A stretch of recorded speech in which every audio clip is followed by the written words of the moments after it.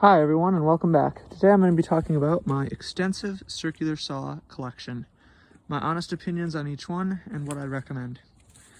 Alright, starting off we have the Sears Craftsman 7 1/4 inch circular saw. All of these are 7 1/4 inch except for that last little red one on the end. This one right here, it's the most powerful of the classic style saws, 2.5 horsepower. It has a spindle lock, which is very nice. An adjustable, all of them have adjustable decks. This one is double insulated, and it's made in the USA. Excellent, excellent saw.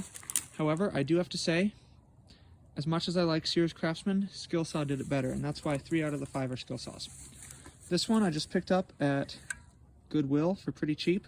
It's the Skill Saw Classic. It feels about the same weight as the Craftsman. The shape is a little bit easier to hold, and it has 2 1/3 horsepower, which is pretty good. And it is also made in the USA. This one right here is a little bit less powerful version of this, very similar.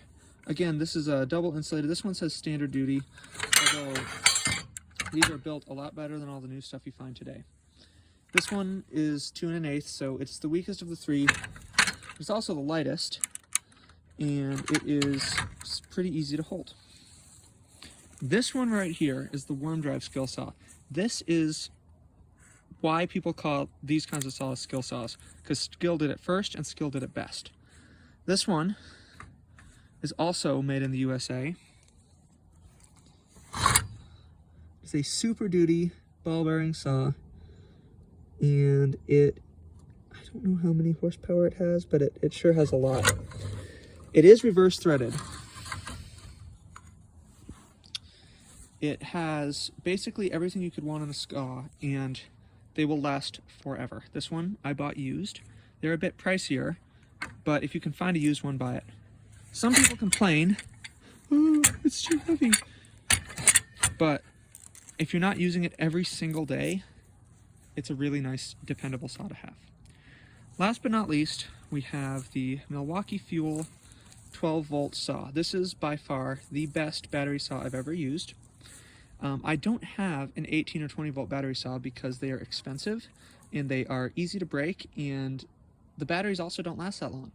So I've never had good luck with them, and that's why I don't have one. This, on the other hand, don't want to cut anything bigger than a 2x4, but gosh, it is a lot nicer when you're cutting little things such as trim, furring strips, whatever, with a little battery saw like this. It has basically everything you need. Now, I'm a DeWalt guy, but I will admit that Milwaukee does make a much better 12-volt system.